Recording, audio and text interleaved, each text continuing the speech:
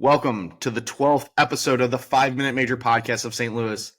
Today we'll be discussing the usual quick news breakdowns from this week, our Hart, Richard, and Art Ross predictions, a new little game, a little time segment that we're going to be bringing in each week with different games to keep you guys interested, how the Blues are shaping up, and how the Stack Central after a couple games this week has wrapped up on a long road trip for our St. Louis Blues. How you doing, Mikey?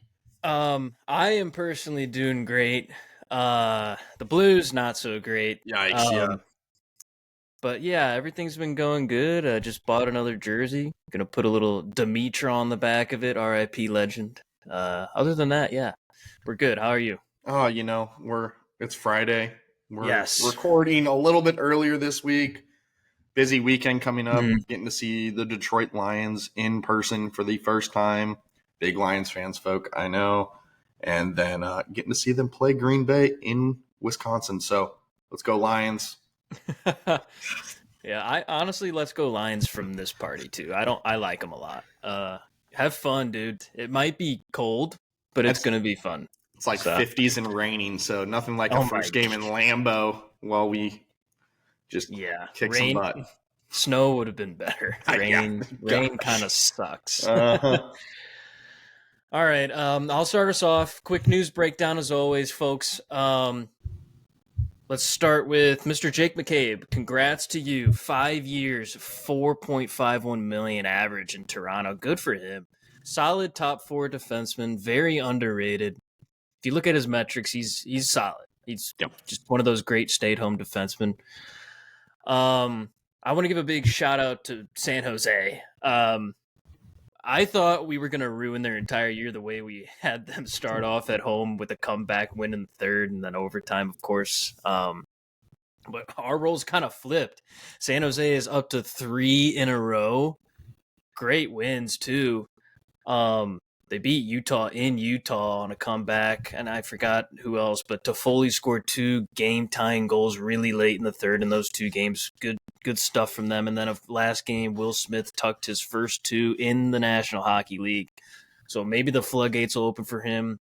Also, Celebrini was back practicing. He looked, normal. I don't really know his normal speed like anyone else would. So, but he's back, which is good for them. Let's see. Marc-Andre Fleury, his farewell tour in Pittsburgh. He got a win. He got first star. Emotional. So emotional. Yeah, the pictures they were taking, he's just one of the best ever. Such a great player and a great person. Segue into Minnesota is just locked and loaded right now. I think they're 6-1-2 to start the year. Kaprizov is amazing. And everyone else is kind of locked in too, even Gustafsson on the back end, so good for him. So Fleury doesn't really even have to be that guy. Good stuff in Minnesota. Jealous. All right. Vegas Golden Knights. This is just a personal news breakdown. They're going to be a problem. They are really, really good. Their top guys are scoring, and their defense is top 5 in the league, like easily. If they can stay healthy, they're going to be an issue in the playoffs. They might make a crazy run. Not even that crazy. They're just going to make a run. It wouldn't surprise me at all. And now, for the biggest surprise probably in the league, the Washington Capitals. They are rolling 6-2 to start the year. Just got a huge win in New York, and then came out next game and scored another 6 against Montreal. Yeah.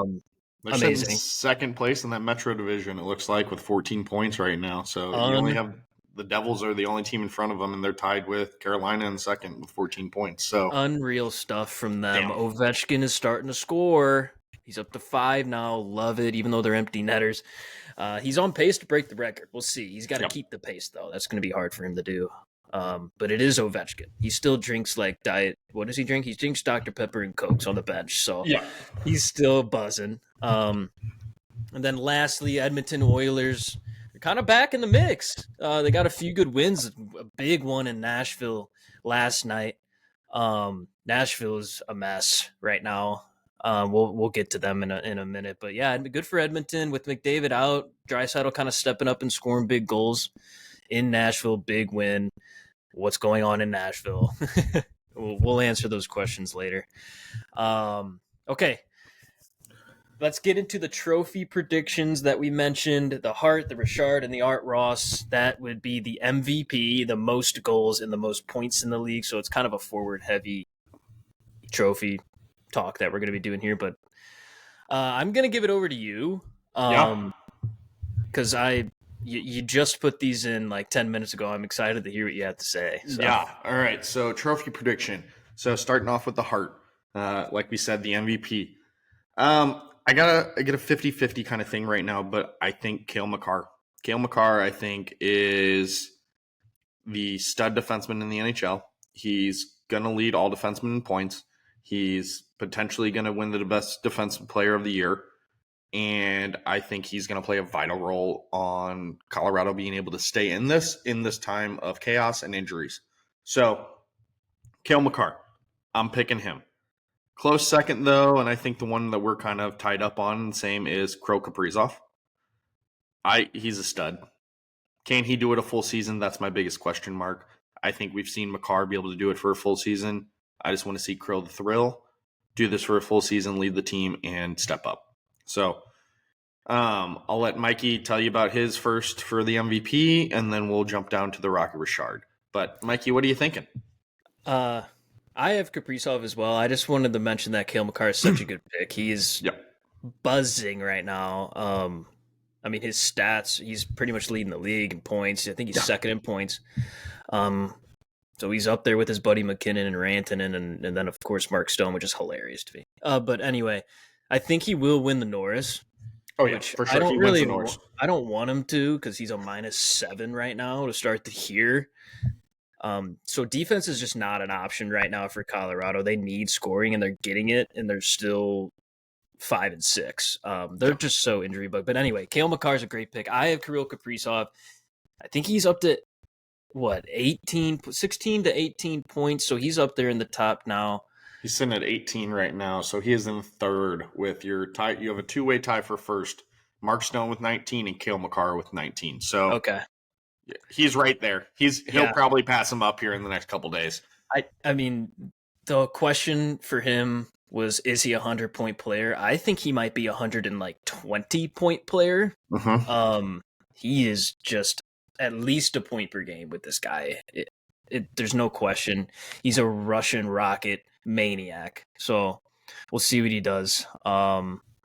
Let's move on. Rocket Richard, who do you got for most goals? All right, a guy that I feel like does not get talked about enough in the NHL. He is not loved enough in the NHL. He is not given the respect he deserves in the NHL, and he's not given the respect on the USA hockey level. Kyle Connor, my gosh, it is time for everyone to wake up and give this man respect. He has a freaking rocket. He has a laser wrist shot. Kyle Connor, I believe, is just getting better with age. And I love him. And I hate the fact that he plays for the Jets. But Kyle Connor, if I had to pick a guy in the Central Division that I am going to go to bat for and defend and deserves to be on Team USA for the Four Nations, it's Kyle Connor. Kyle Connor is going to score the most goals. And I am dead set, and I will die on this mountain for this year. It's such a good pick, dude. He looks so good right now. So good. And I think we mentioned how underrated he is. We have already mentioned that. Like, probably the most slept-on superstar. Yes. Now that Barkov has won his cup, I think he's kind of taken that Barkov spot of, most underrated player in the league by far. Like, maybe JT Miller gets to the conversation, but I think it's Kyle Connor, dude. Yeah. Premier sniper. He just sees the ice so well. And Winnipeg's rolling, too, so that's good for him. I think another underrated player that doesn't get talked about enough because he's up in Buffalo, which is brutal for him. Tage Thompson, he's back. He's figured it out. Last year, he got hurt or whatever, came back. The team was in shambles. They're kind of doing okay. I think they're 5-5. Beginning of the year was rough, but he's still lighting the lamp. But he's just one of the biggest dudes on the ice. He's so big. He's got a wicked 1T and a wicked wrist shot snapshot. I don't know what the number's going to be for most goals. Obviously, Austin Matthews had freaking 70 last year, 69, which is just absurd. I don't think it's going to be that high this year. I'm thinking maybe 55, 60. And I think these two guys that we're mentioning are probably if you ask anybody, they might say, Matthews or whatever, or McDavid or Draisaitl, but these two guys are really almost sleeper picks. Yep. But I think they're the most sensible. So we'll see. It's going to be a crazy, crazy year. It already is. And these two guys are showing out. Yeah, and let's be honest. I have the guys that have the most goals right now. So the most goals, you're looking at Nico Hischier with 10. Having a good season. Nico's good. Then you have Cole Caulfield, 10 goals. He's played 11 games. He's almost a goal per game. But my honest take on Cole, can he stay healthy a full season? I think Martin St. Louis has unlocked a new level of his ability, which is huge. Then you're followed up by Kucherov, the freaking goal master. He's got 9. Kyle Connor, 9 goals. And Leon Draisaitl with 8. The guy that we talked about, Tage, he's got 7. Let's be honest, folks. He has 7 goals in 10 games. Nico Hischier has played 13 games and has 10 goals. Kyle Connor has played 10 games and has 9 goals.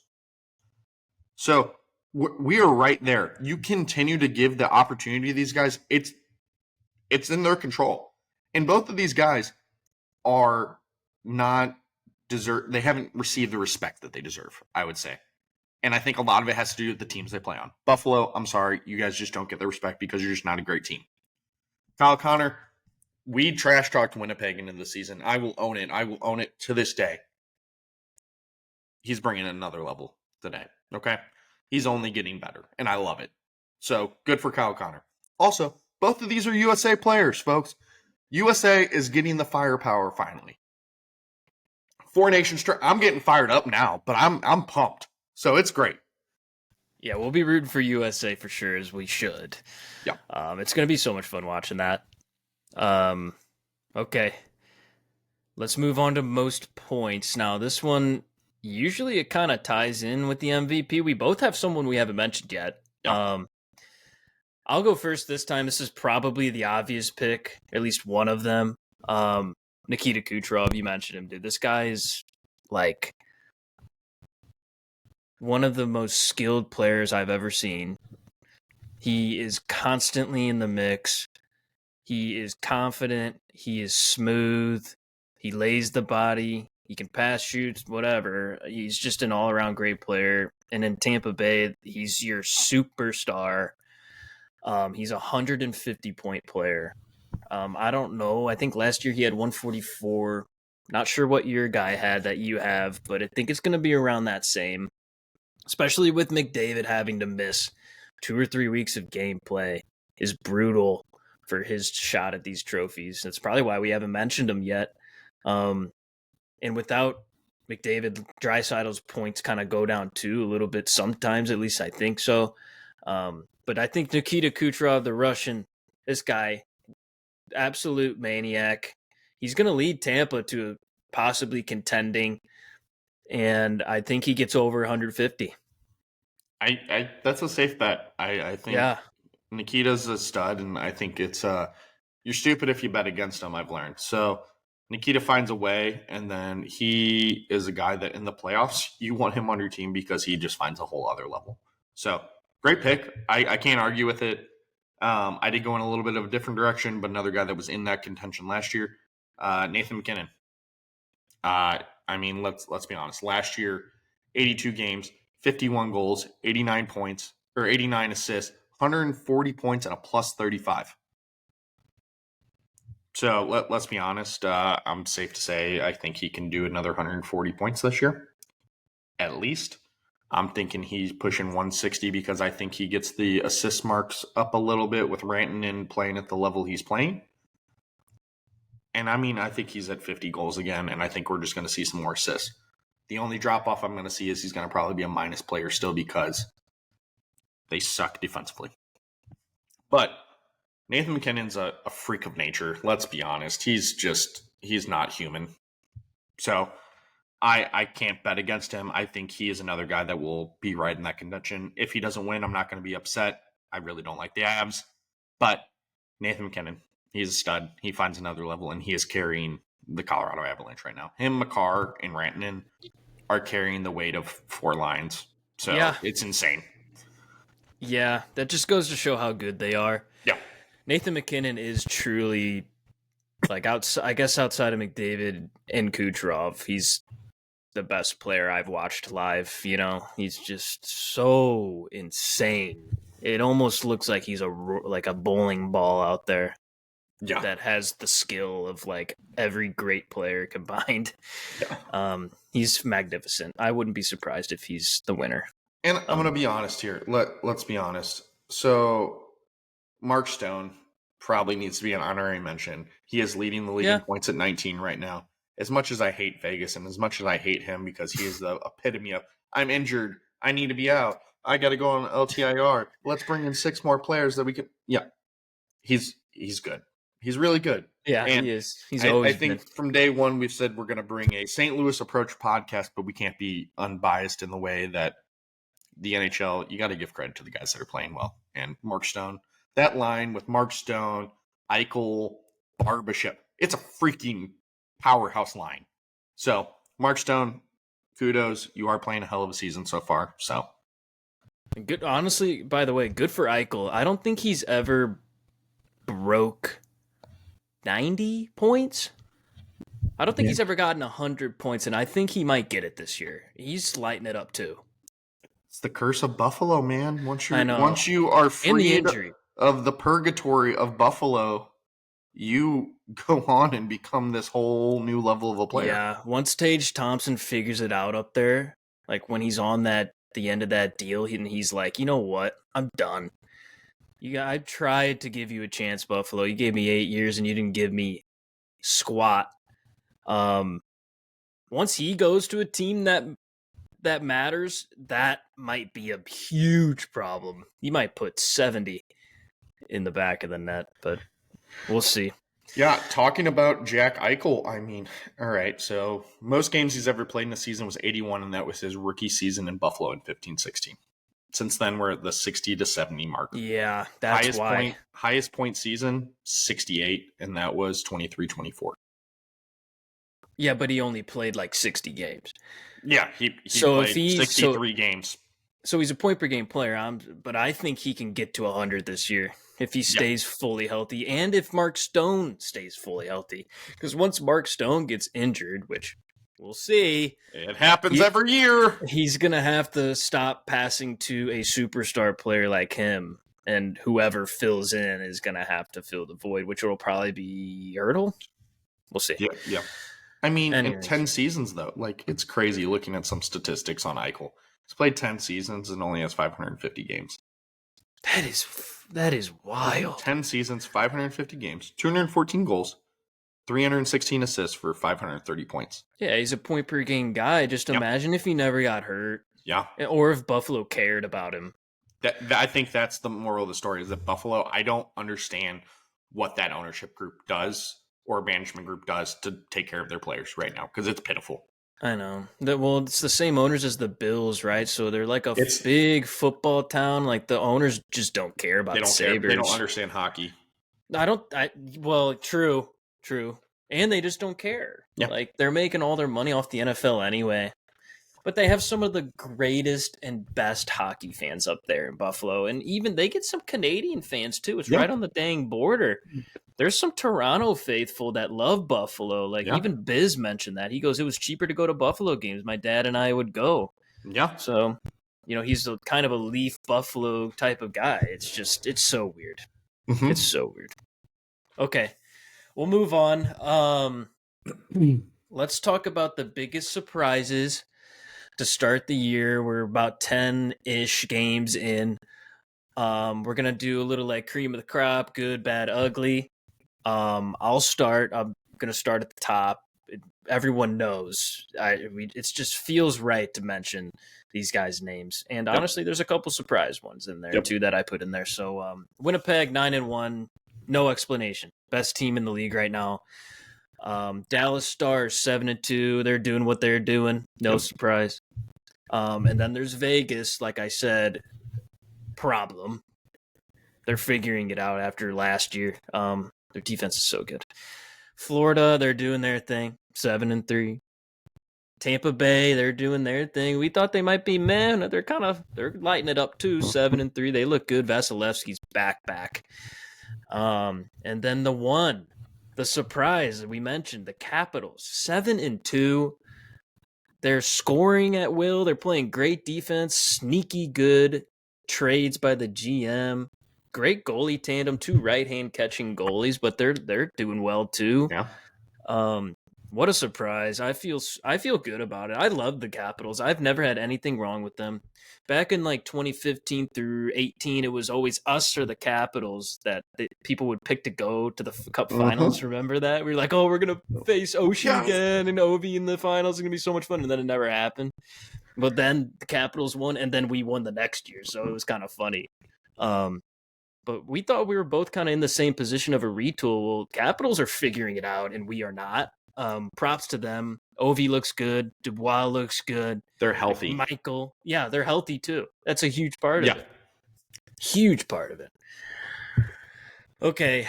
What a surprise. I'm so happy for them. Yeah, you can't be upset. All right. We have the teams that they're not bad. They're not great. They're good. They're just good. They're good. Great hockey teams. They're great hockey teams that deserve the credit for what they've done. Shout out to Columbus. Yeah. 5-3-1. And I know people are like, that's not that great. It's Columbus. We didn't expect much from them, but this is a tribute season to Johnny Hockey, and props to them. And they are just every night grinding. So good on Columbus. They're in the mix after 11 games. Yeah. They're in the mix. That is like all you can ask for from a team like that. So for them, amazing. That's awesome. They're in the mix. That's where we didn't even think they were going to be in the mix. So go Columbus. Minnesota, 6-1-2. Right in the mix. They're good. They're only getting better. That's the worst part. I know. They're just playing at average right now, and when they open that door, good Lord, folks, run. I know. I want to say one thing about Minnesota. I almost put them at cream of the crop because to me, they might be one of the most entertaining teams in the league just to watch. I had to put them just in this tier because Capitals kind of took their spot. Yeah. But yeah, watch out. Minnesota's legit, man. Yeah. That's the thing. They're a legit team. They're only going to get better, and I could see them moving up in our power rankings that will be coming soon. Our NHL power rankings, folks. The next two teams could have been in the cream of the crop. I think they're not playing to their full potential, but getting better. New Jersey Devils at 7-4-2, and then Carolina Hurricanes. I love the Hurricanes. They're my number 2 team in the NHL. 7-2. Yeah. So both those teams playing good hockey, and only getting better. But young superstars. And I think for us, we thought Carolina would take a step back with some of the subtractions, and they're holding right there. Rob Brendamore coaching them up and getting them there. So good teams.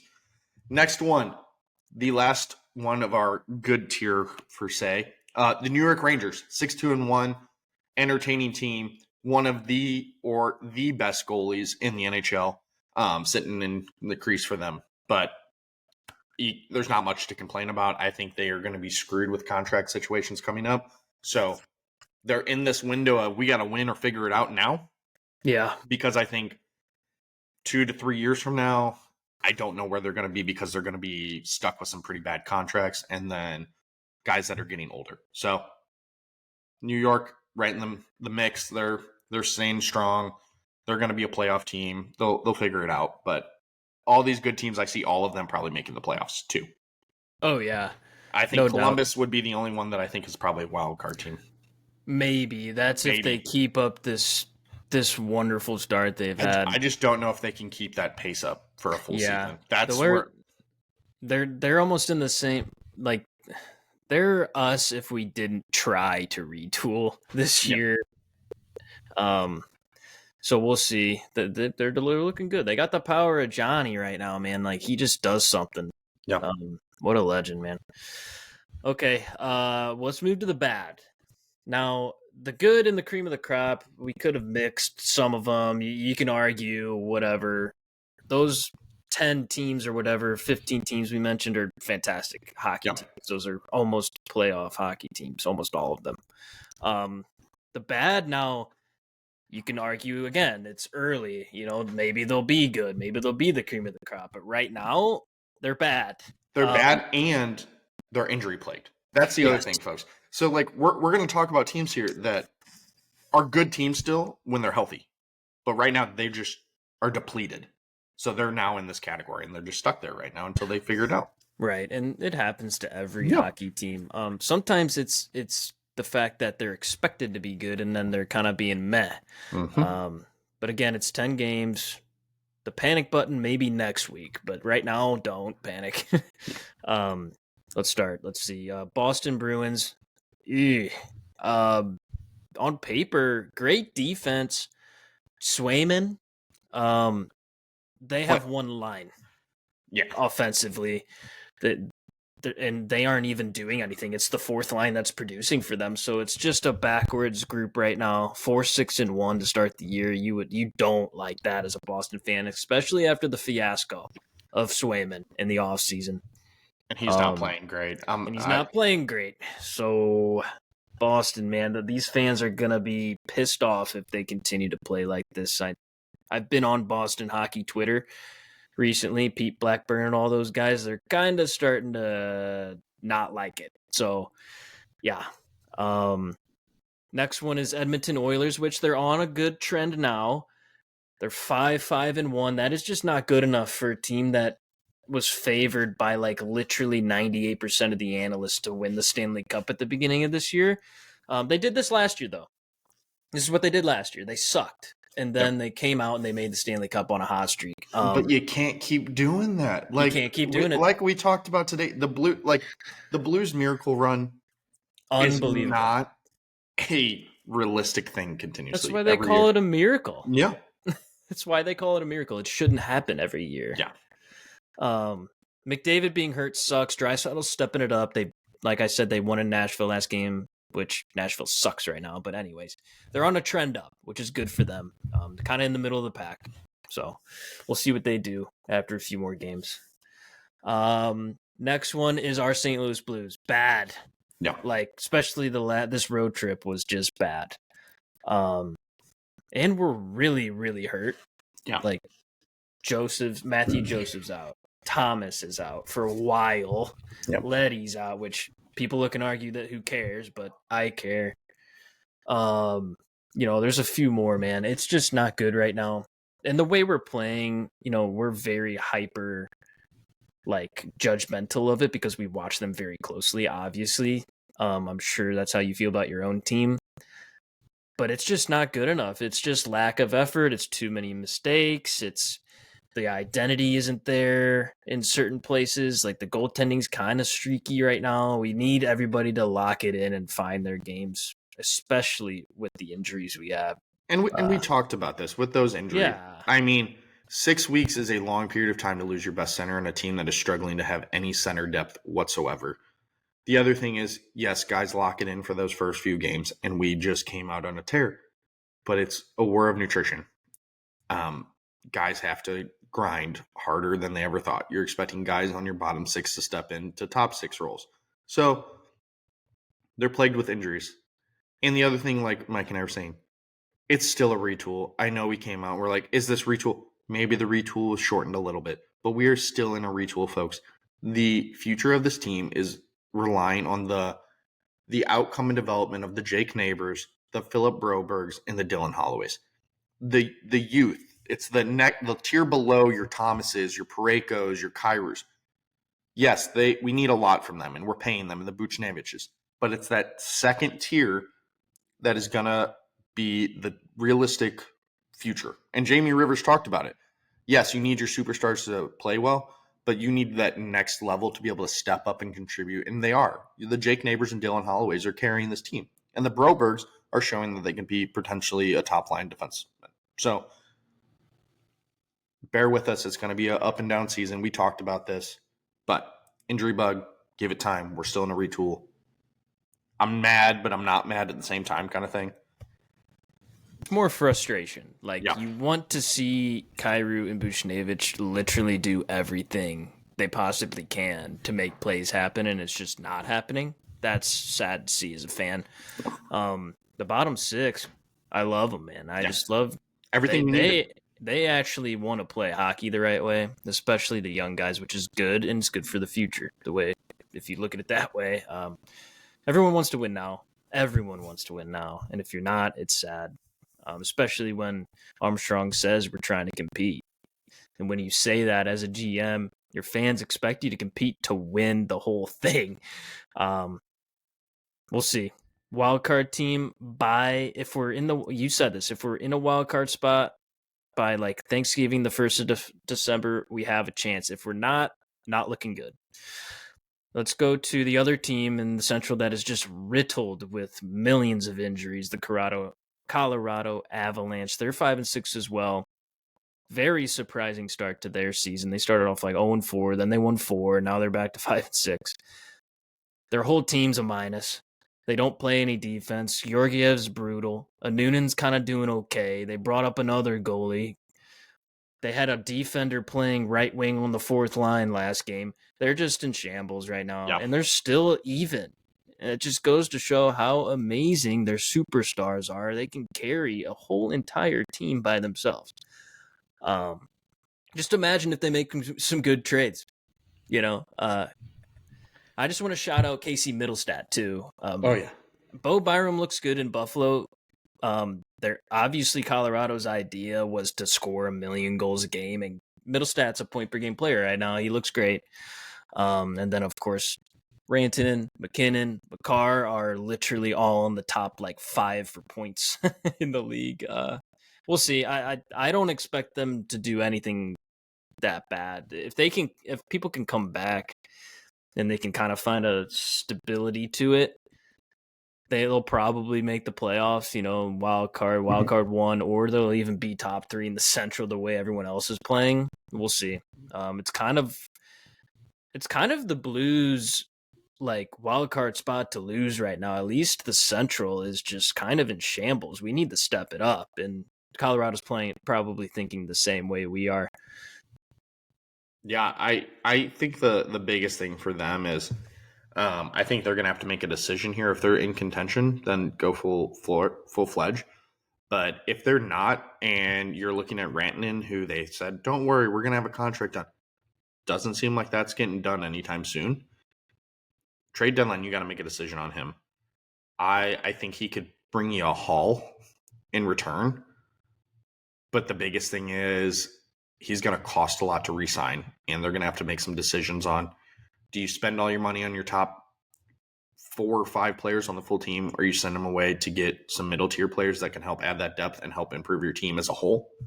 I think that's going to be the biggest thing, because if Rantanen hits free agency, if I'm the Blues, I am giving you a blank check as a team with a whole lot of cap to bring in a guy like that, because he solves a lot of problems, and I think Robert Thomas is getting 100 points easy with Rantanen on his side. Yeah. That's my tinfoil comment of the day, folks. Yeah. We'll see what happens with them. All right, let's move on to the ugly. Just the bottom feeders. I didn't pick San Jose. I didn't pick Chicago. Those are obvious, man. Like, even though San Jose is 3 in a row.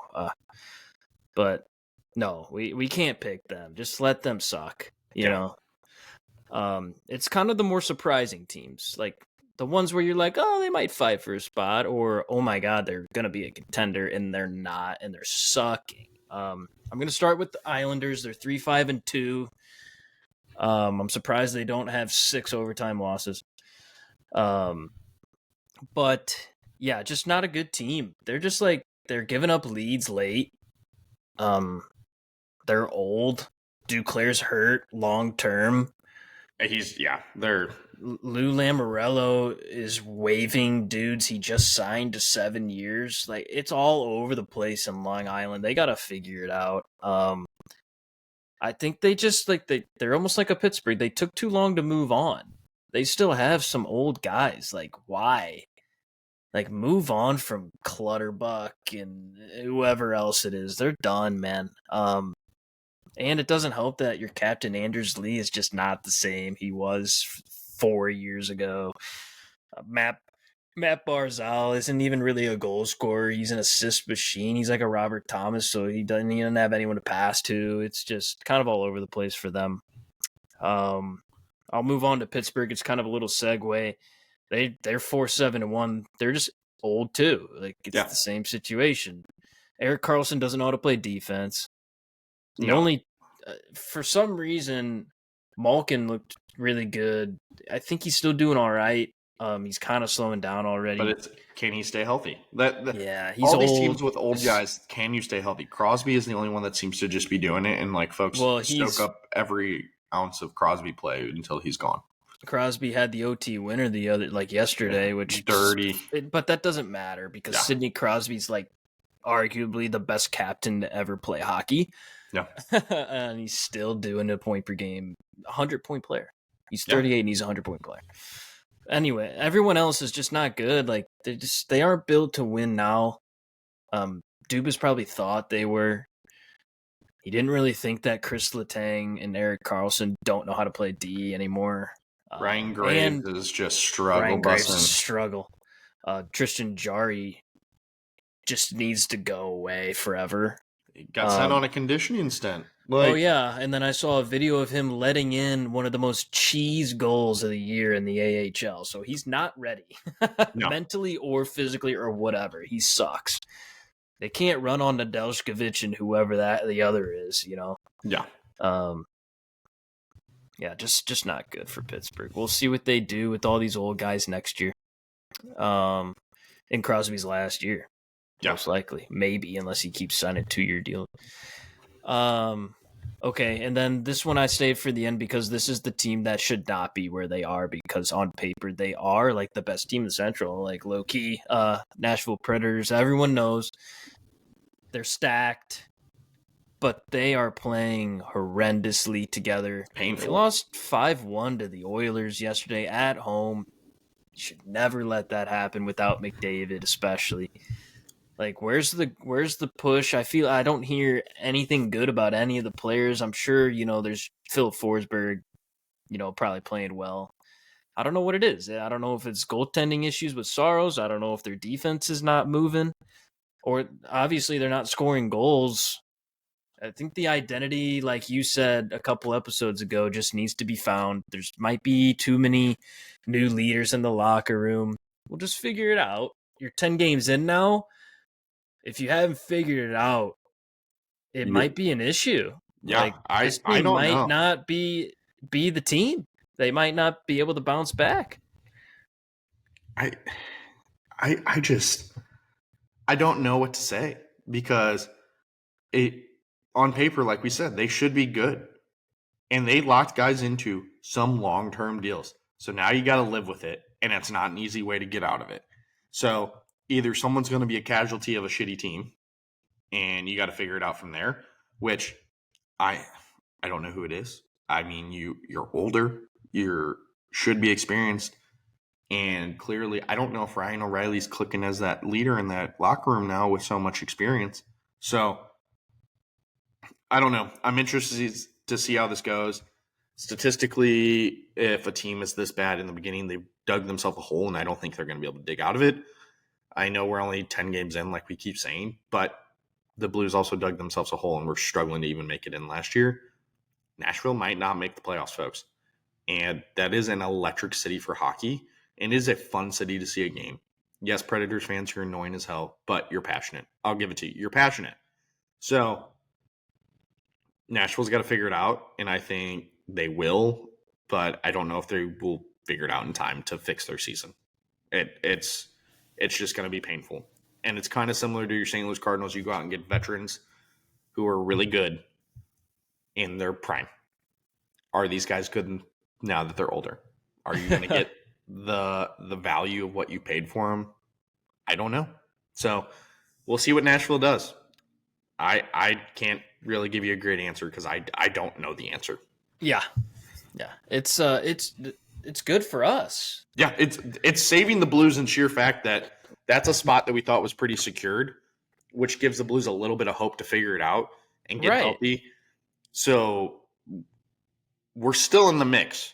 You have the Avalanche team and a Nashville team that are definitely underplaying their potentials. Yeah. Which is open the freaking door for you, Blues. So I know. Capitalize on this, because I think this is a Blues team that if they can scrape their way into the playoffs, they're going to be a nightmare for a lot of teams.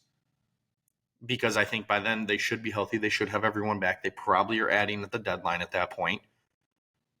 I'm interested to see how this is going to go. But yeah, we'll see. In a perfect world, in this 5-game homestand we got coming up, we win at least 4. Yeah. If they can figure it out and get some guys back, if they can go 5-0 on this homestand, which I know that's very unrealistic, they are back in this. They are back in contention. They are putting themselves in a great spot to play and compete. I mean, that means we're 10-6, and it just depends on what the Wild and everyone else do. But if we can get ourselves in a good spot by the end of this month, there's a chance. It's just about playing together as a unit. Stop worrying about the small thing. Like, there's so many mistakes being made by this Blues team that can be so easily corrected by just one practice.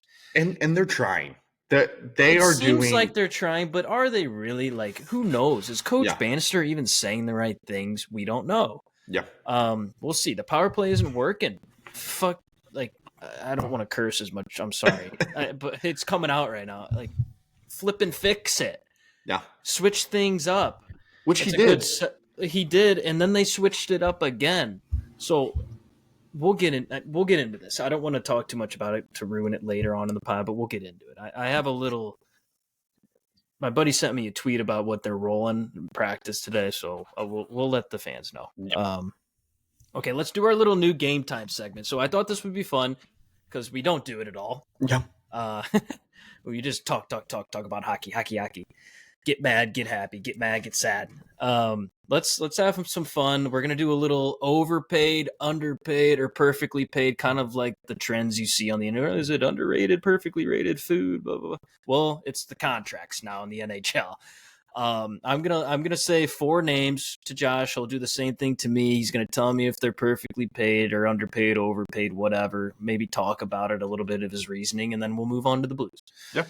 Okay, Josh. My first player for you, I picked these out, is Mr. Kevin Fiala of the LA Kings. Tell me if he is overpaid, underpaid, or perfectly paid. All right, so Kevin Fiala making 7.9-ish million per year right now. All right, statistics. I'm going to hit you with that first. 10 games in, 5 goals, 3 assists, 8 points, -4. In the market we are currently in, 7.8. I think he's right there. He's right there. I don't think he should be making 8. I don't think he should be making less than 7.5. I will give it perfectly paid. He is doing what he needs to do. I mean, that's easy as can said. He said this. He signed this deal back in 2022, so he's in the middle-ish of this deal. So, Kevin Fiala, keep doing what you're doing. That's a good explanation. I didn't even know he had 8 points. I thought he was sleeping. He did get healthy scratch last game for missing a team meeting, which is never a good look. Idiot. Wake up, Kevin. Okay. I'm going to save the next one on the list for last because that's a big one. Yeah. I'll move on to your buddy Seth Jarvis. Tell me if he's overpaid, underpaid, or perfectly paid. Perfectly paid. I love you, Seth. You are my guy. All right. 9 games, 3 goals, 5 assists, 8 points, -1. Get the plus-minus fixed a little bit. You are making – he signed a deal, and it was an 8-year, $63.2 million. $7.42 million in 2024 is a steal for a 22-year-old who just signs 8 years and is only going to get better. He's only going to get better. And he's a freaking doofus, which I love it. He's one of the best interviews to just listen to because he's like the epitome. I'm eating crayons and drinking beer after this, basically, kind of folks. Okay. Seth Jarvis, only getting better, perfectly paid.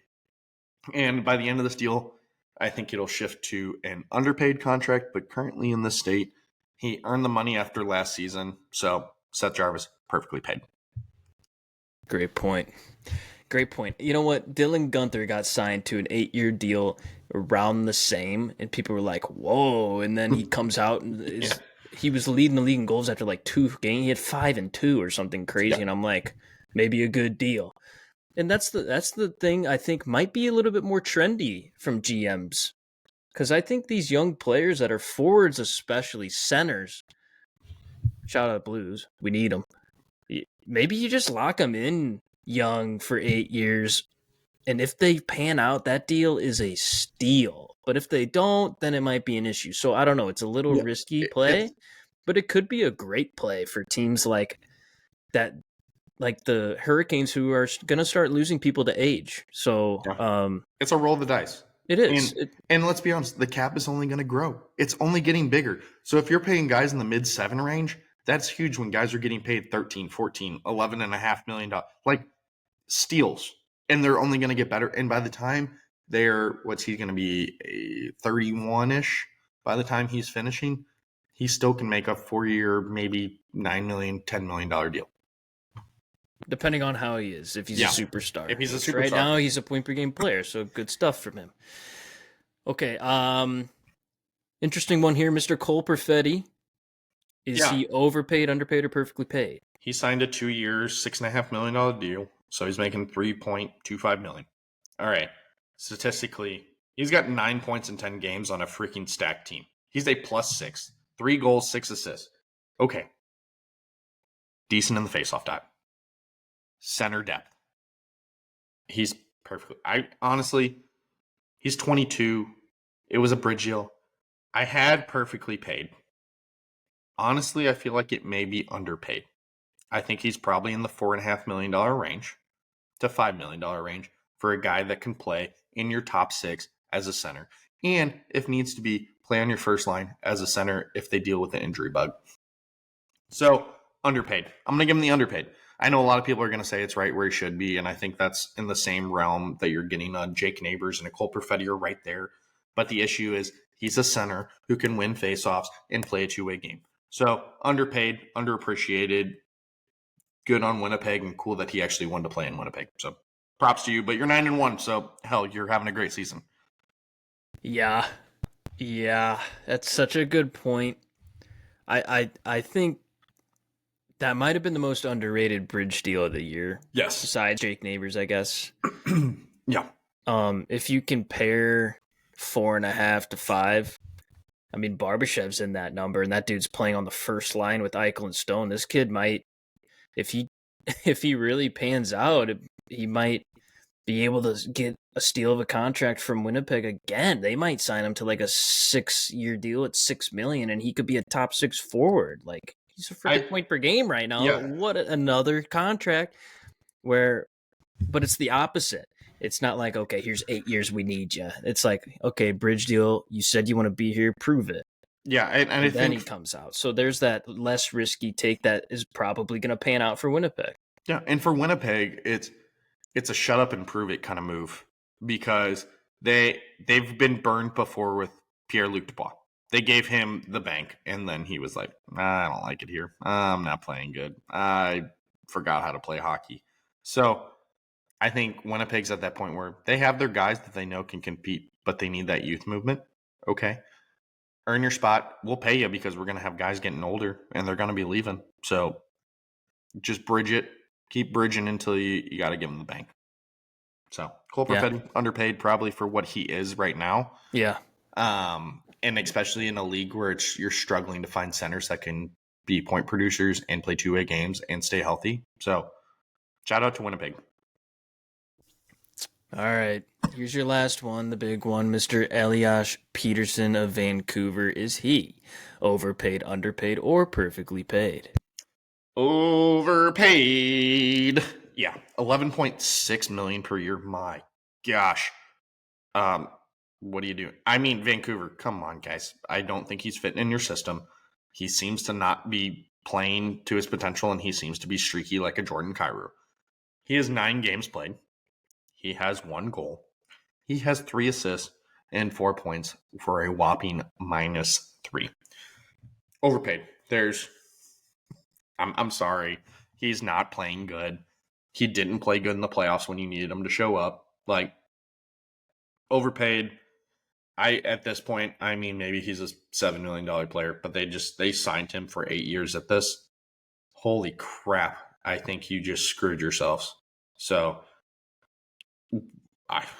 bad garbage. That's all I can say. Trash can, throw him in it right now because you are stinking up the place, my guy.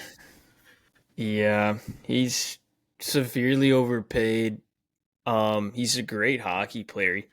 He's just not doing anything. Yeah, Yep. I don't know what his issue is. He's got to wake up. Like, get it through your thick skull. You just got paid superstar money. Like He's coasting. Connor McDavid money. Like, Yeah. you need to be 100 points at least every year for 8 years on this contract, and you're not even scoring. Like, you're not taking control of the games. I saw Vancouver Twitter during the playoffs last year say, like, I don't know what his issue is. I remember when he would take games over himself, He dominated the Blues there for a while. and now he's just a shell. So maybe he needs a little day off. Maybe he needs to go into the player assistance. Maybe it's a mental thing, and Yeah. maybe it's something outside of the game. Hopefully it's not. We'll see. He can work on it. He can get better, but he's definitely overpaid. Yeah. No doubt. Okay, give me my list. I'm ready to play the game. Alrighty. All right, folks. Ooh, okay. I like this one. Chandler Stevenson. Blues are in talks for him. How are we thinking? Is he overpaid? Is he underpaid? Is he perfectly paid? What are you going with here? Yeah, I almost think he got a little overpaid. Little bit. It's not that bad. It's 6.25 for 7 years, though, is kind of crazy for a 30-year-old. So he's riding it out in Seattle. But he's got 8 points in 11 games, 1 goal, 7 assists, but he is a -7. Oh, my God. I got to work on a two-way game, old man. So I think he's more like a 5.5 player. He maybe got paid $1 million too much, but I will say overpaid. Still a solid get for Seattle. They needed a winner on the team, and he's a 2-time Cup winner. So Seattle's kind of sneaky. We'll see. Yeah. I agree with you. I think it's I think there were probably multiple teams that wanted him at the free agency market, and you kind of have to overpay to get what you want, and that's a lot of term for an older player. So they will be hurting towards the end of this contract. All right. I'm going to skip the next guy just because he deserves a little bit of respect towards the end of this. And Braden Point, what do you got? Underpaid, overpaid, perfectly paid? He's a stud, in my opinion. So what are you thinking? I think he's underpaid. Oh, yeah. I think he should get Peterson money. He's getting paid. It's a $9.5 million cap hit. And he is on he's on year 3 of 8 of his contract. Like, Tampa Bay stole this guy from everybody else. He's such a diamond in the rough. 6 goals, 5 assists for 11 points in 10 games, a +10. He wins his faceoffs. He plays 20 flipping minutes a night. Like, what a stud. 100-point player almost. Yeah. I think he should get 10.5. Wow, I love Braden Point. It's another one like we mentioned before, a JT Miller or a Kyle Connor that no one talks about. Mm-hmm. They are just so vital to Cup winning teams, and obviously we saw that in Tampa Bay when they had their dynasty run, and they're back and they're competing again. 2-time Cup winner, stud. They got 5 more years of him under 10 million. What a steal. He's only 28. He wasn't even like a first-round pick. He's just some guy in the 3rd round of the draft, and he is panned out completely. Right-hand centerman. What a steal! And that's what you got to say. Like, some teams you get lucky and you get a player that's willing to not break the bank, and they signed him at the perfect amount of time, and he's only getting better. He is a guy that they can't afford to lose. That's the biggest thing. If you're a player making that much money, you should be impactful when you're on the ice. If you're not on the ice, your team's going to want you back as quick as they possibly can. And then he also brings another level in the playoffs. He just knows when to flip a switch. So I agree with you. Underpaid 100%. Yes. All right. Good Lord. Erik Karlsson. Underpaid, overpaid. God, what do you got? There's no reason to even ask. It's overpaid. He's old. He's not as fast. He's had a million injuries. He's got 7 points in 12 games for Pittsburgh. Good stuff. He's a -6. He doesn't remember how to play defense. I don't think he ever played defense. He never played D.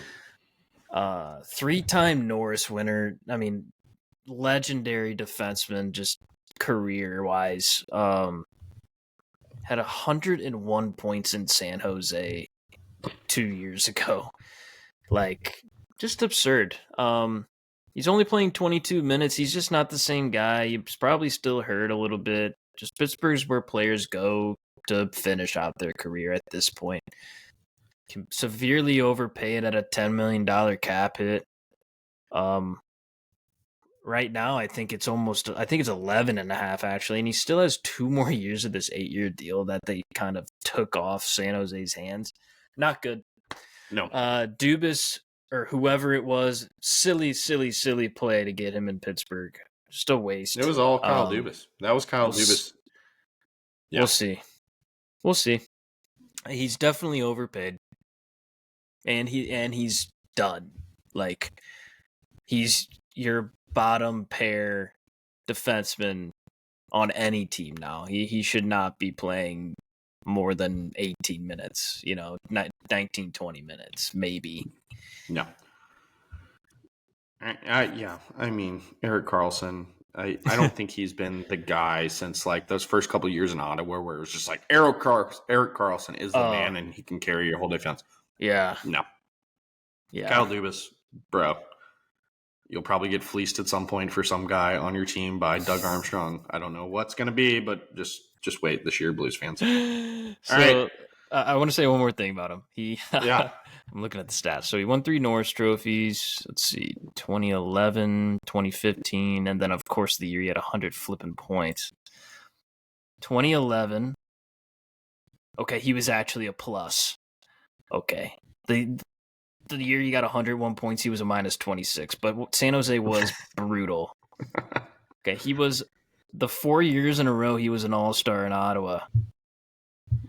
82 points in 82 games, he was a -2. I mean, how? It doesn't make any sense. -25 with a 62 points in 71 games. It's just bad. Just bad defense. He should have been a forward. Anyways. Yeah. It's like they should have did the reverse of Brett Burns. Yeah. Like, Brett Burns went from forward to defense and really figured it out. Maybe Karlsson should have moved to winger on the forward group. Maybe. You never know. All right. Give me the last one and then Blues. Jamie Benn, what do you got? How do you feel? He is currently on the last year of his big contract. It's about 9.5 cap hit. Last year, a great year for Jamie. He kind of showed out in his old age, 60 points in 82 games. He's always been just solid. Yeah. Like, you hate him as a Blues fan. But he is a solid hockey player. He won the Ross Trophy in 2014-15, which was kind of a fluke because no one did anything that year. He did it with 87 points in 82 games. Now we look at the stats and we're like, oh my God, that was awful. But back then that was good. He's got 2 goals, 2 assists for 4 points in 9 games, a -1. On Dallas, you got to get that up, especially if you're the guy, Yeah. He's always been a solid face-off guy. He gets in your face. Such a key player, again, to winning Stanley Cups is a Jamie Benn. The contract, it's last year. I'd say he was probably perfectly paid throughout this contract. Yeah. This last year kind of has nothing to do with it. Throughout the whole contract, he was probably perfectly paid. He was doing his job exactly how they wanted him to. He was over 50 points every year that he didn't get injured. Last 3 years, he's played all 82 games. 78 points in 22-23 is nuts for a 33-year-old. I mean, great hockey player, piece of crap. Like, you hate playing against him. Yeah. Perfectly paid. Good for Dallas. We'll see where he goes now. If he wants to keep playing, maybe he retires. Maybe you know what? I think it depends if they win the cup. If they win the Stanley Cup, which Dallas I think was my pick to beat New Jersey. then I think he might retire with a win and get out of here. Yeah. But we'll see. Yeah, so truthfully, I agree with you. I think he's paid perfectly. Yeah.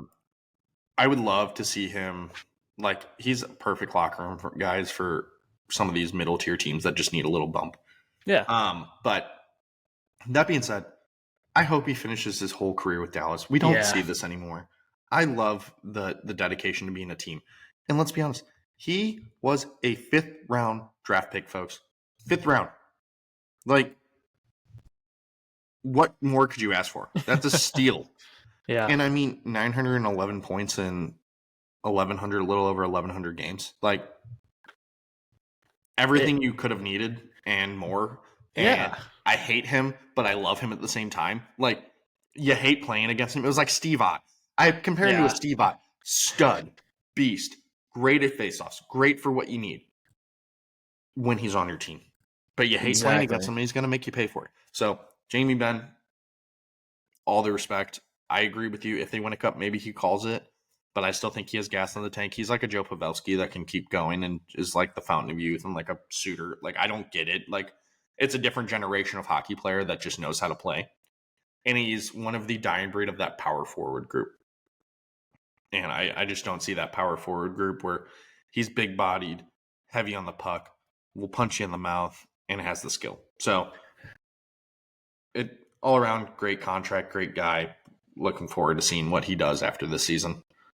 Yeah, and you know what? It would be pretty funny if he did the reverse Pavelski and went to San Jose for a couple of years and played with Celebrini and Will Smith. That'd be pretty funny. Yeah. Well, I don't think that's where he would go, but I just think that's funny to think about. Yeah, he's a Dallas star through and through. I could see him 100%.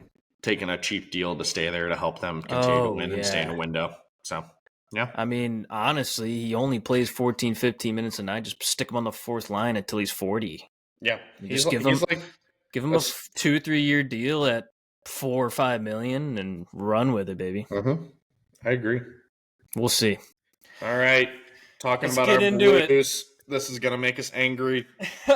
Good Lord. I'm just frustrated. Yeah.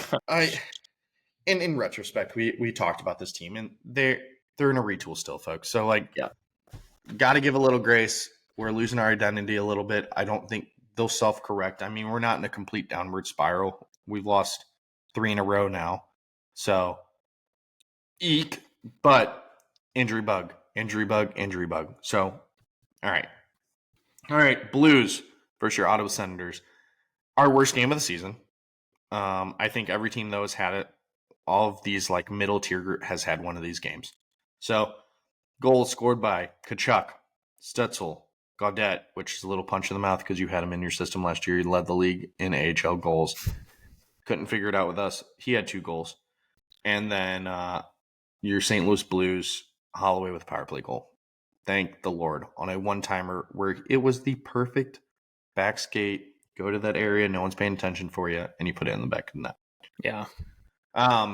Positives of this game. I'll kind of start here, and then I'll throw it over to Mike. I think Holloway's only getting better. I don't understand why this guy's not on your first power play unit right now, because what he's doing is working, and you got to freaking figure it out. And this power play is a struggle bus. So, Holloway and Broberg, I mean, positives. And I think you wrote down Texier here. He's only getting better. I agree with you. But yeah, I think Holloway is, I love his game. He reminds me of a little bit of a David Backes. If he can figure out a way to get to the net, I think him and Jake Neighbors would put up even more goals if Holloway can figure out how to get to the net. And also props. He's having to play center, folks. He's having to play in a position that he's played before, yes. But we're expecting a lot from him in a team that's struggling. So, props. I think he's playing a better center role than Abucci is right now, in my opinion. I think if Bucci could go back to the wing and you just are like, all right, Holloway, we're giving you the opportunities. We're giving you the free reign. I wouldn't be opposed to a Holloway with a Bucci on a wing and a Jake Neighbors. That'd be a pretty solid line because Holloway works in the corners, will dump and chase the puck, and has skating ability. So that's my only positive is really Holloway as I'm going to go from this game. So, 8-1 Senators. Yeah. It was possibly the worst game I've ever watched. As a Blues fan, and I've been to some bad games back when we were really bad and Detroit was still in our division. Mid-2000s, baby. I watched us lose like 6-0 at home with my dad one day, and I was like, okay, well, this stinks. But this was just top to bottom, zero connection on the passing. We didn't have any coverage in the neutral zone or we didn't keep it in the O zone. Too many turnovers, and we didn't play any defense in the D zone. Hofer sucked. Bennington came in, sucked. Didn't help. Our defense was ass. And then, just we scored on the power play, which is a plus. But you can't have Kachuk, Stützle, and Gaudette score 2 goals each. It was just all bad. There's no good. I literally, the only positive I had was what you said. The new guys look great. They at least fight. Our young guys are fighting neighbors. And then Bennington was old school Bennington when no one was taking care of him last year. He got his hand in Kachuk's face, and I love it. And he was telling Olmark to fight. And then, I just want to say this, I will defend Bennington till the day I die because he is truly a goalie that can take games and win games himself. Yep. Also, he has passion for his teammates, and he loves to be a leader. And people take that and they think he's just some D-bag who wants to fight everybody but backs away when there's a real fight around. That's just obviously not true. Everyone's brainwashed. They have this Bennington-itis thing. Wake up, hockey fans. I don't care if you don't like him as a person. He's fantastic for any hockey team, and he's going to be your Canada's starting goalie most likely for the Four Nations because Canada has no goalies. So just had to do that little rant. 8-1 Senators game. I have nothing else to say. It was awful. We can say the next game should be great. Hopefully, we got to learn from our mistakes. Blah, blah, blah. Went into Philly against the Flyers on Halloween night. They were wearing their cool little black and orange unis. I love it. It was so Halloween.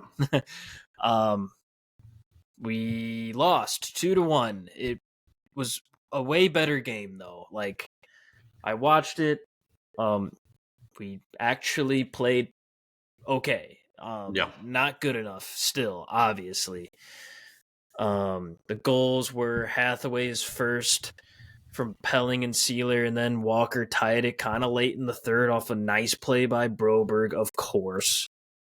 Who kind of did a nice little, I think he pad passed it. It was just so slick. Broberg's just the future. He's so good. And Bolduc assisted, which is huge for him. And then the game-winning goal was Brink from Farabee and Lafton off a turnover. Yet again, yikes. Worst time to do something like that in the neutral zone. Jordan Kyrou, not good enough. Just dump and chase. It's just so easy to do. You might think you're not getting possession. Fight for the possession, as they've done for 100 years in this league. I also want to give props to the Hathaway goal. It was so sick. Yeah. They just walked us. It was a sick move, sick pass, sick finish. Can't even be mad about that one.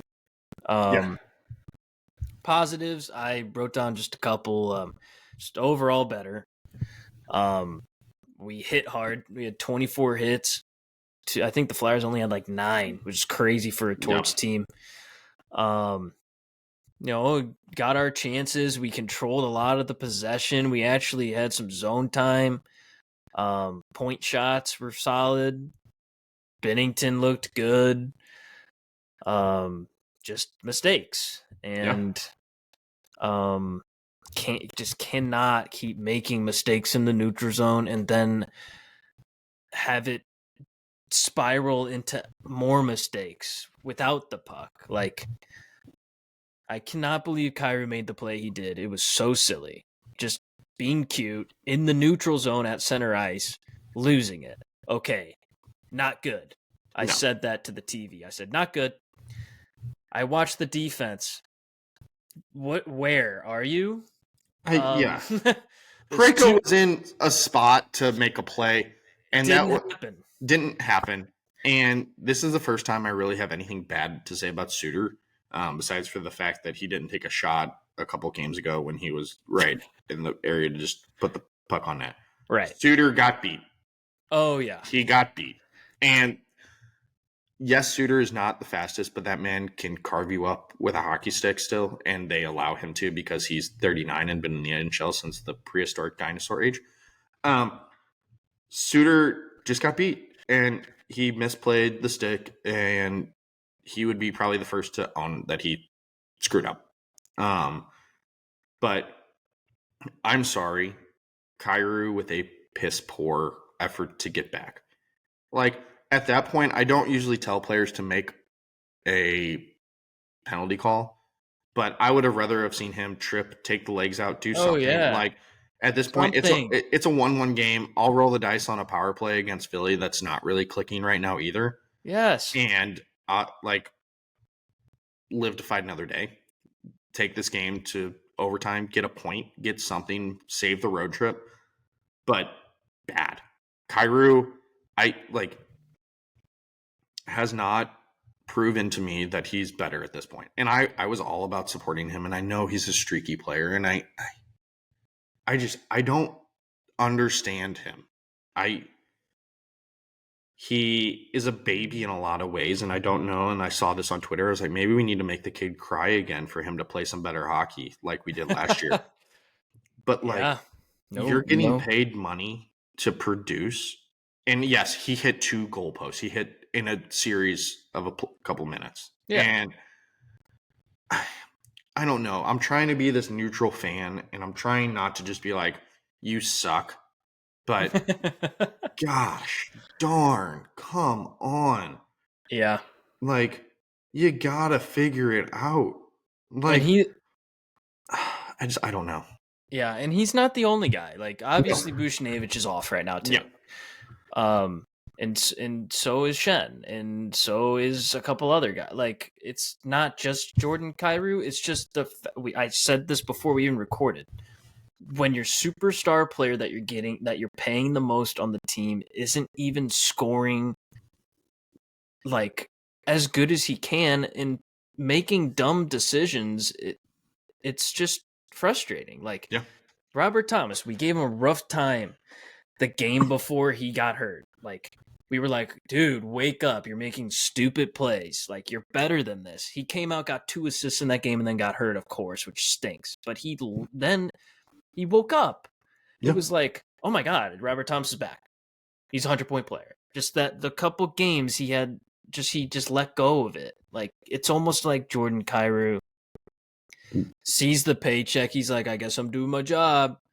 Yeah. It's like sitting at a desk and saying you're working and not actually working. It's like you clock in, but you do zero work, and you take your money and you sit around. Yeah.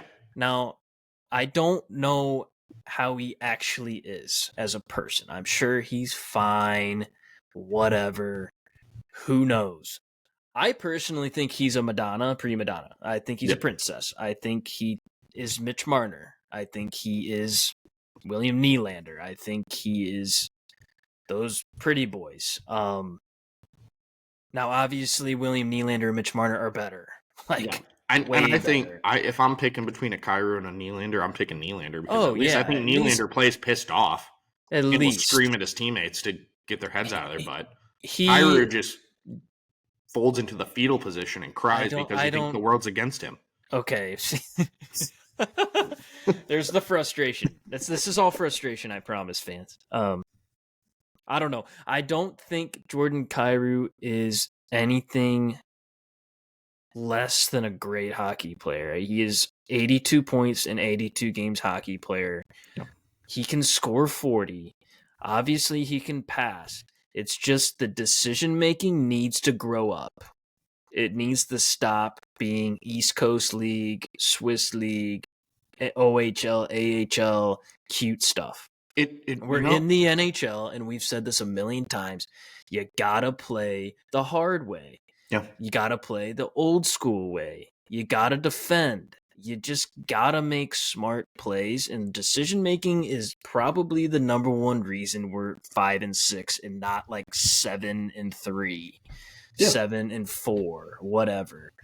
Like, you gotta just be smarter with the puck. If you don't know what to do, get across the flippin' center ice line and dump it in.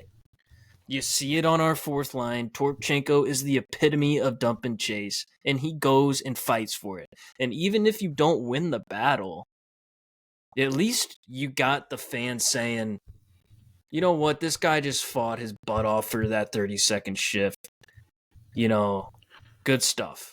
And here's the thing. There's periods where he comes back hard and plays and breaks up plays. I agree. And you're just like, yes, keep doing that. But he just doesn't string it together. Yeah. He's literally the definition of streaky. Fans, you thought Jaden Schwartz was streaky? Well, welcome to Jordan Kyrou. And we have 6 more years of it. So just, you got to get used to it. We're used to it. We're only showing our frustration because we're trying to show the frustration you have most likely to. At the end of the day, we're hockey fans, and we want our team to be as best as possible. And again, blue-collar hockey is Blues hockey. We want you to play your hardest 100% of the time. If we see you lacking, we're gonna get mad at you. And that's just the way it is. Being paid that much money, you got to start scoring more goals as Jordan Kyrou and Buchnevich. And then Braden Shen has to win more faceoffs. Other than that, we got to just get healthy and figure it out from there. And you know who I want to take a moment here to say, so David Perron early in his career did a lot of stuff that we were frustrated with. Oh, yeah. And and I think David Perron is a better player, in my opinion. He might not have put up the points, but I really think there's a lot of Kyrou and David Perron. Okay. Very similar in ways. And I think early in their careers put up similar numbers. I think Kyrou has done more statistical points early in his career. Yeah. But it took David Perron growing up and maturing a little bit to unlock this potential. And has become almost a better player in the later stages of his career than he was early on. And he learned to play defense, and he learned to use his stick, and he learned to just hold the pucks in the corners. If Kyrou can I really just want to take David Perron. I know there's a lot going on in prayers to David Perron and his family. Yes. Shout out to you guys. Yes. We love you, David. St. Louis really is with you. We support you. Yes. David Perron, if he would get out of hockey and could coach or do stuff like that, I just want to sit David Perron and Jordan Kyrou down together and just be like, just talk. Just figure this out. Because Kyrou is not one that can be screamed at or booed because it does wreck you. And I feel that. It's hard. And we as Blues fans were terrible to you with some comments. But you owned it. And props to you for owning it. Yeah. And Doug Armstrong attest to this. Blues fans find a player and we hate on them. We do. We're notorious. We hated on Jay Bouwmeester, and we did. And if you say that we didn't, you're a liar, Blues fans, because we did. We hated on him so much, and we're hating on Kyrou. But he does this stuff where it's hard to defend. Like last night, he gets hit in the mouth, and then he acts like a baby. He's like, why would you hit me like that, man? Punch him back. Show the league that I'm not going to take this crap. And maybe an ounce of just some anger fighting you, man. Because you have so much potential. You have all the potential in the world to be a top-tier forward in the NHL. A top-tier forward for Team Canada. But you just can't put it together, and I hate it for you. Because we need you to be that guy. For the Blues to succeed and win cups or get back in that realm, you have to be a go-to player. And I don't know what you need. I don't know if you need a Kent Hitchcock reunion of suck it up, man. Because I thought Bannister was going to reach that level with him and maybe bring him to another level. But it's just not clicking, and I don't know why. Yeah, that's the frustration, right? We will never know until it clicks, and then maybe Jordan will come out and say something like, you know what, I grew up because of this. No. And hopefully that happens sooner rather than later. The Perron comparison is almost like glaring to think about because DP was so undisciplined. Yeah. And I still loved him, you know. I love him. And I love him even more now. But it took him leaving. He had to leave to figure it out too. That's the other thing. that so he maybe had to leave to grow up. But the whole thing is, if Kyrou leaves, I don't think he comes back like a Perron does. no. And No, I think he leaves it like he scorched earth, and he's like, they hurt my feelings. I'm never coming back, kind of thing. maybe. But I don't know. But they're so similar in so many ways, and it took Perron just to have a life change to really get it together. And Perron shows he's phenomenal, and every team wants him. Yeah, that's why he signed for what he did in Ottawa. They gave him a bag. I was like, holy, that's a lot of money. And he doesn't always produce with the points, but he is irreplaceable in a locker room. Yes. And 150%. Steen was the same way. I think he butted heads with Pietrangelo a lot, and it's well known, but it was all out of love and respect and wanting the team to be better. Kyrou, to me, does not have that leadership quality that we need. It's a Robert Thomas. But Kyrou, if you're going to be that way, you got to get in line and you got to contribute and you have to score. Yeah. If you want to be seen as the guy, then just be the guy. We'll see. I do think there's times where our team can get frustrated with each other, and that's never good. You just got to accept who's there and be a team. And that's why, honestly, I think Broberg and Holloway are so good. Like, they came in and said, you know what? Doug said he wants us here. At least I know half the team wants us here. We're just going to keep going. Like, we're young and we want to play. Yeah. And they're finally producing. They've been two of our best players. And they're emotionally invested, you can tell. They're emotionally invested, and they want to be better. Such a big part of it is being emotionally invested. Yeah. Oh, my God. Such an underrated thing to think about as a fan, because we just say, you look bad on the ice. How about when Broberg and Holloway get interviewed? They just are nothing but happy to be playing the way they're having fun. They're having fun. And that's that. You know what? That's the second biggest thing, I think. Yeah. Who's not having fun? Buchnevich, Kyrou, maybe Shen. Maybe he's not having fun. I don't know. You just got to figure it out. Yeah. And Perunovic is definitely not having fun. Like, those guys just, maybe they need to go, man. You never know. Yeah, but we are in that retool phase, so we got to be patient as fans. It's hard not like being patient. We want to win right now. We've tasted the Stanley Cup. We won it so bad. But this isn't the team yet. No. Yet. And we'll figure it out. And I'll say one last thing before we move on to our top players of the Blues currently and how we kind of think and some wrapping up. We've rambled. We've been going this pod. An hour 20 is crazy. So, Matthew Joseph. Love him. He is, I think, one of the heart and souls of this locker room. And he plays gritty, two-way, defensive, hardworking. And without him, we seem lost. A little bit. And that right there shows me he's a leader already on this team. And the new guys are leaders. We need the guys that have been here to figure it out.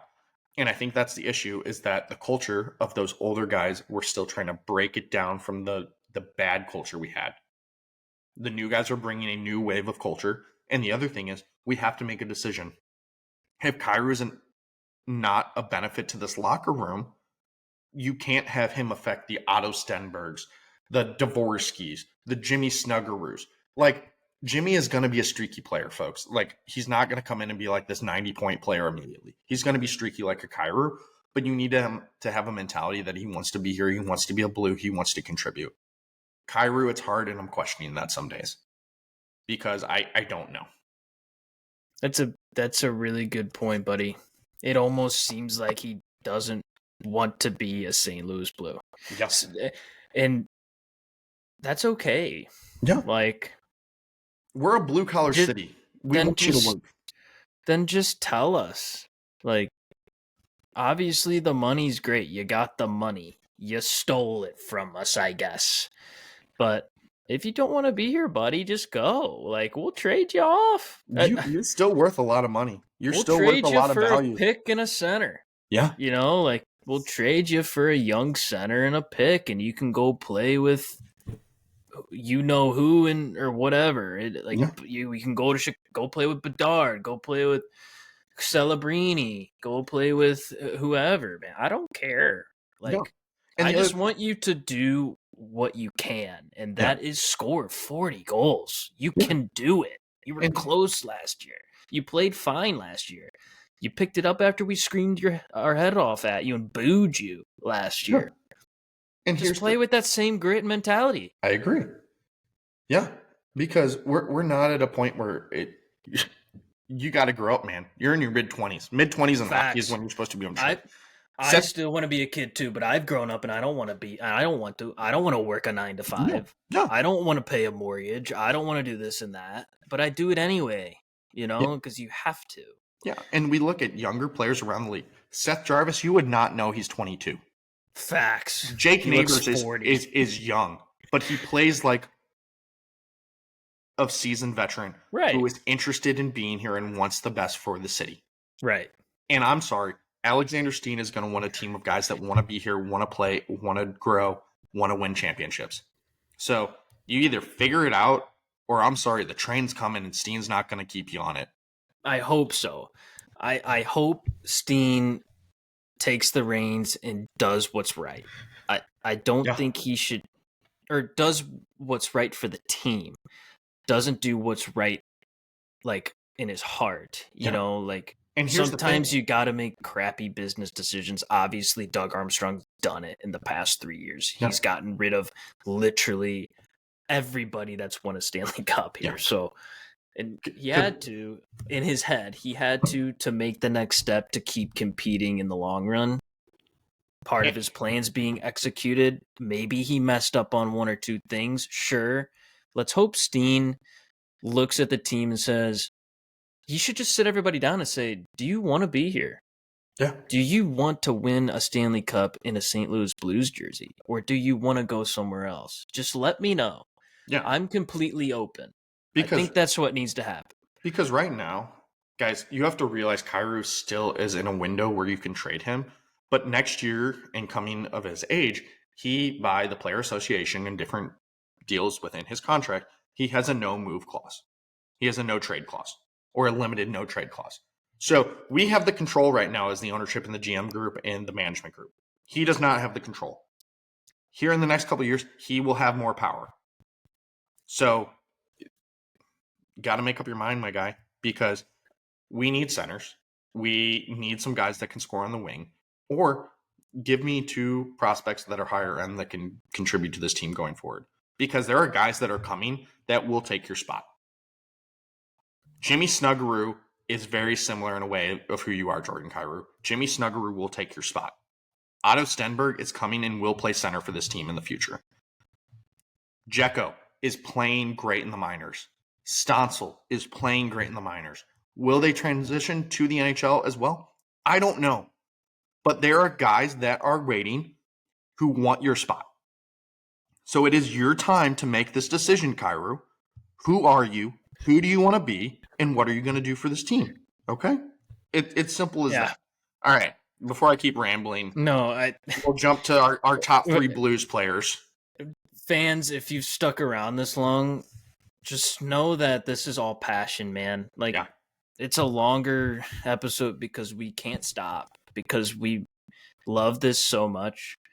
We love St. Louis and the Blues so much that it's like ingrained in us to care and to feel emotional about it. And we just want everything to be right. And that's why we just keep rambling, because we could go on for 6 hours talking about one player. And that's why Kyrou's gotten the brunt of it. Just don't think we think it's just him or whatever. Like, obviously it's a team. Everyone has to be better. Just right now, he's taking a little bit of the heavy hit, which is fine. He already has. He's a man. He's a big boy. Just don't come at us like, oh, you hate Kyrou.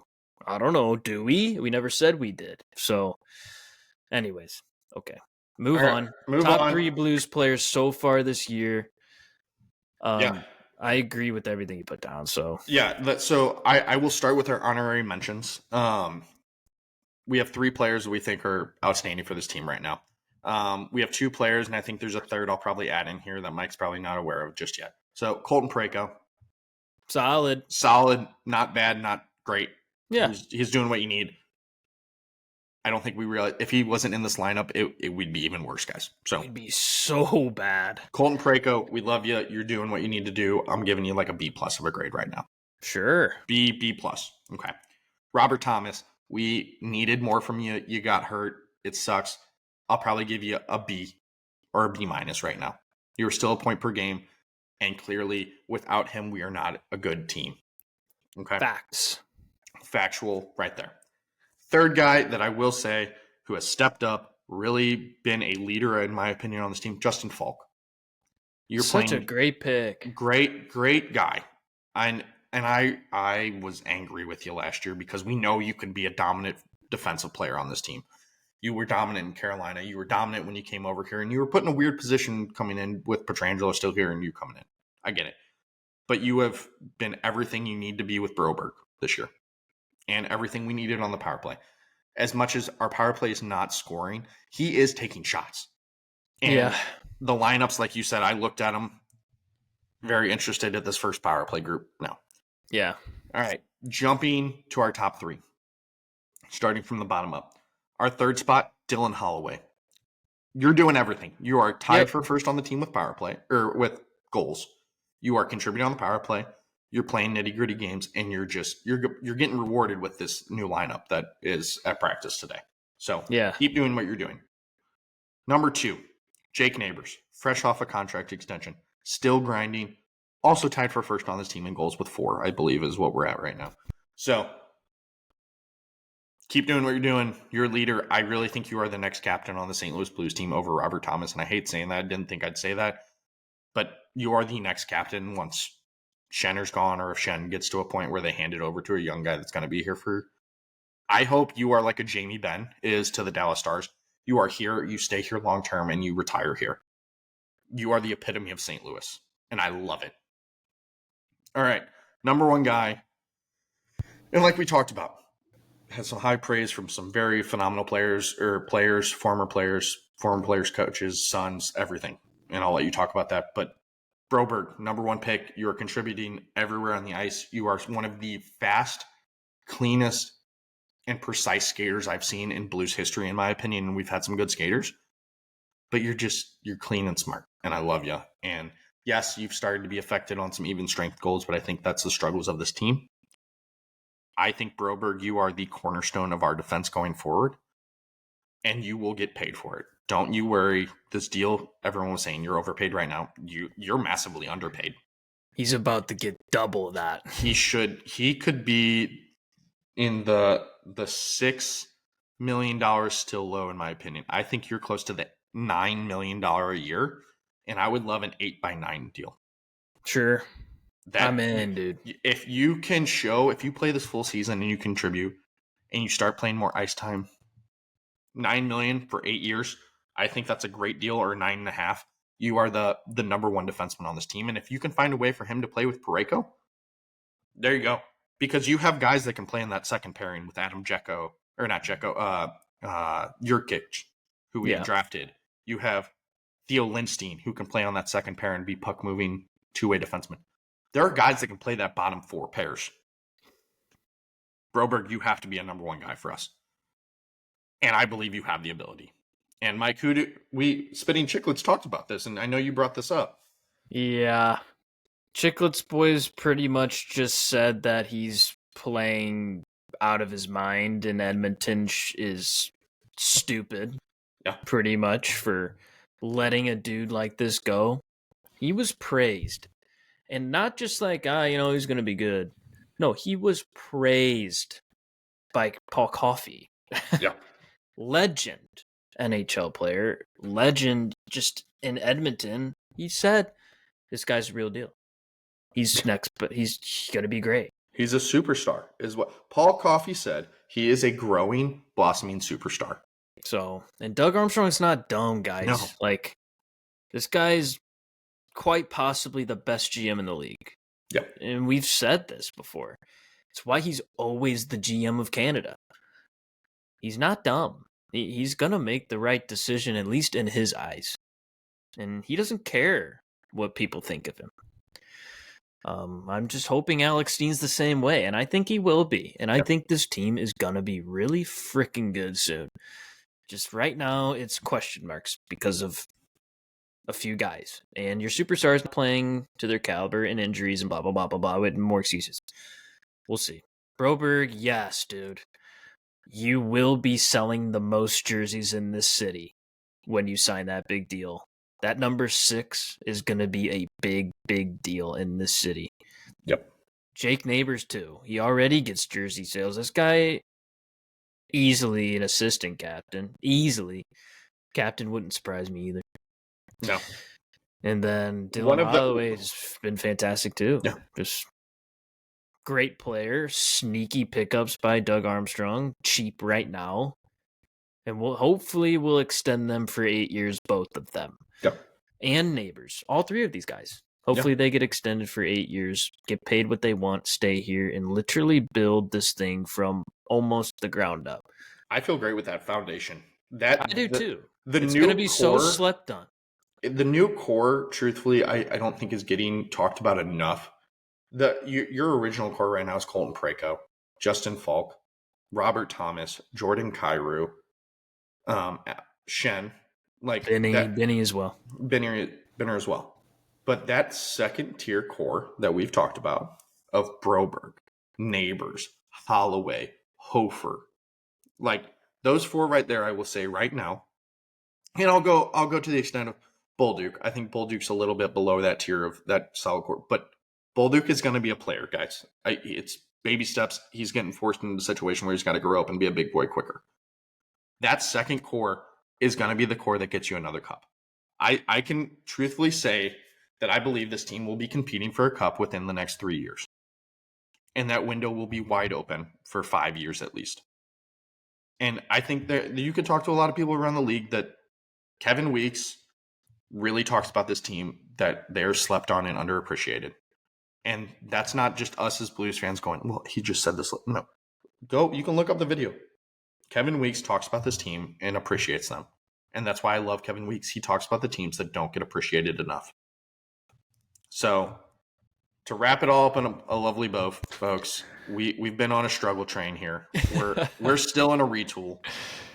But truthfully, there's so much potential on this team. We just need the guys to open their eyes up and rally together. Yeah. 5 years isn't a dumb thought. Yeah. These guys are going to be way more matured and better in 5 years. There ain't no way we're not in the playoffs competing. I agree. Yeah. Shout out Kevin Weeks. Also, shout out Series 6. Series 6, guys. At the beginning. We love you guys. We love you guys. You guys are amazing. Love all of your stuff. Hit us up anytime. We're free, man. We'll talk about anything and everything. We love you guys. What else? Who else are we shouting out? Yeah, I mean, I think our biggest thing that we've talked about, I've talked with Series 6. They're phenomenal people. They're local based. Yeah. They're St. Louis folks. Please go in. Please buy their products. Please support local. The other one, Steve's Hot Dogs, local. Worked with one of their chefs, Jeremy, at the Muni.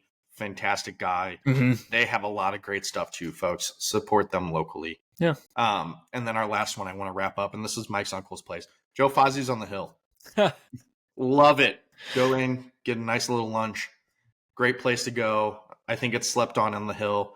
It's a quick little stop you can make. Support local is our biggest thing, folks, because we are two tried and true St. Louis boys that love our city. You know, St. Louis is one that is rooted in blue collar workers, and we're connected to the St. Louis community. My dad's a first responder for the St. Louis City Fire Department. Like, we love the city. We love where we've grown up, and it has so much to offer. And I really hope that with this podcast, we grow a following that St. Louis has so much, and it's a great place to be. So from our hearts to yours, we appreciate all of you. Thank you for listening, and keep spreading the word of the 5 Minute Major Podcast of St. Louis. Mike and I really have put a lot of work into this, and we're trying to grow something that's going to last for a long time. So thank you so much, and we appreciate you guys. Yes, much love. We will hear from you guys soon. Let's go Blues. Let's Long go Blues. homestand. Let's do it, baby.